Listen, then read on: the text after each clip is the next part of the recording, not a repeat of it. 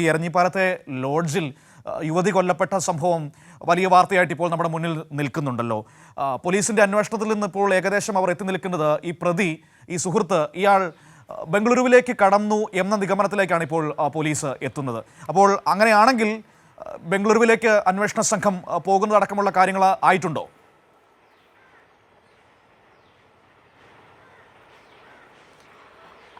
മനു, എരഞ്ഞിപ്പാലം ലോഡ്ജിലെ യുവതിയുടെ കൊലപാതകവുമായി ബന്ധപ്പെട്ട് അന്വേഷണ സംഘം ഇപ്പോൾ ബംഗളൂരുവിൽ എത്തിയിട്ടുണ്ട്. പക്ഷേ ഈ ബംഗളൂരിലേക്ക് കടന്നു എന്ന വിവരത്തിന്റെ അടിസ്ഥാനത്തിലാണ് അന്വേഷണ സംഘം അവിടേക്ക് പോയത്.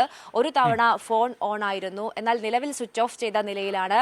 അതുകൊണ്ട് അവിടെ നിന്ന് എവിടേക്കെങ്കിലും ഇയാൾ കടന്നോ എന്നതാണ് പോലീസ് ഇപ്പോൾ പരിശോധിക്കുന്നത്. തൃശൂർ സ്വദേശിയായ അബ്ദുൽ സനൂഫിന് വേണ്ടി ഇന്നലെ ലുക്കൌട്ട് നോട്ടീസ് പുറപ്പെടുവിപ്പിച്ച സാഹചര്യം ഉണ്ടായിരുന്നു. ഇദ്ദേഹത്തിന്റെ കാർ കഴിഞ്ഞ ദിവസം പാലക്കാട് ഉപേക്ഷിക്കപ്പെട്ട നിലയിലും അന്വേഷണ സംഘം കണ്ടെത്തിയിരുന്നു. എന്നാൽ സുഹൃത്തിന്റെ കാറിലാണ് ഇയാൾ ബംഗളൂരിലേക്ക് കടന്നത് എന്ന വിവരം അന്വേഷണ സംഘത്തിന് ലഭിച്ചു. അതിന് പിന്നാലെ സുഹൃത്തിന്റെ മൊഴി വിശദമായി തന്നെ രേഖപ്പെടുത്തുകയും ചെയ്തിട്ടുണ്ട്. ഏതായാലും ഈ കേസുമായി ബന്ധപ്പെട്ട് ഇന്നലെയാണ് പോസ്റ്റ്മോർട്ടം റിപ്പോർട്ട് പുറത്തു വന്നത്. പോസ്റ്റ്മോർട്ടം റിപ്പോർട്ടിൽ ശ്വാസം മുട്ടിച്ച് കൊലപ്പെടുത്തി എന്നതാണ് വ്യക്തമായി. ഈ യുവതിയെ ശ്വാസം മുട്ടിച്ച് കൊലപ്പെടുത്തി എന്ന് കൃത്യമായും മനസ്സിലാക്കാൻ സാധിച്ചിട്ടുണ്ട്. അതിനു പിന്നാലെയാണ് ഈ പ്രതിക്കായി ലുക്കൌട്ട് നോട്ടീസ് പുറപ്പെടുവിച്ചിരിക്കുന്നത്.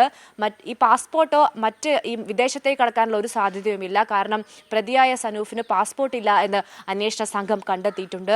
അതുകൊണ്ട് മറ്റ് സംസ്ഥാനങ്ങൾ കേന്ദ്രീകരിച്ചുള്ള ഒരു അന്വേഷണമാണ് നിലവിൽ നടക്കുന്നത്. ബംഗളൂരിലേക്ക് കടക്കാനാണ് സാധ്യത എന്നതാണ് അന്വേഷണ സംഘം പറയുന്നത്. അതുകൊണ്ട് തന്നെയാണ് നടക്കാവ് പോലീസ്, കേസ് അന്വേഷിക്കുന്ന നടക്കാവ് പോലീസ് ബംഗളൂരിലേക്ക് എത്തിയത്. ഏതായാലും 1 മണിക്കൂർ ഫോൺ ഓൺ ചെയ്തിരുന്നു, എന്നാൽ നിലവിൽ സ്വിച്ച് ഓഫ് ചെയ്ത നിലയിൽ തന്നെയാണ് ഉള്ളത്. ഈ കൊലപാതകത്തിലേക്ക് നയിച്ച കാര്യങ്ങൾ എന്താണ് എന്ന് ഇതുവരെയും വ്യക്തമായിട്ടില്ല. കാരണം ഇരുവരും പരസ്പരം ബന്ധമുണ്ടായിരുന്നു. ആ ബന്ധത്തെ തുടർന്നാണ് 2 ദിവസം നിൽക്കാൻ വേണ്ടി കോഴിക്കോട് എരഞ്ഞിപ്പാലത്തെ ഒരു ലോഡ്ജിൽ റൂം ബുക്ക് ചെയ്യുന്നത്.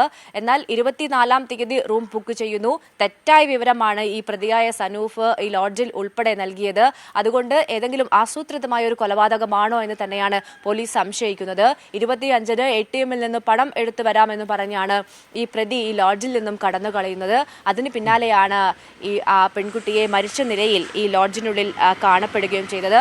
ഏതായാലും വിശദമായ അന്വേഷണം വേണമെന്ന് പെൺകുട്ടിയുടെ കുടുംബം ആവശ്യപ്പെട്ട സാഹചര്യം കൂടിയുണ്ട്.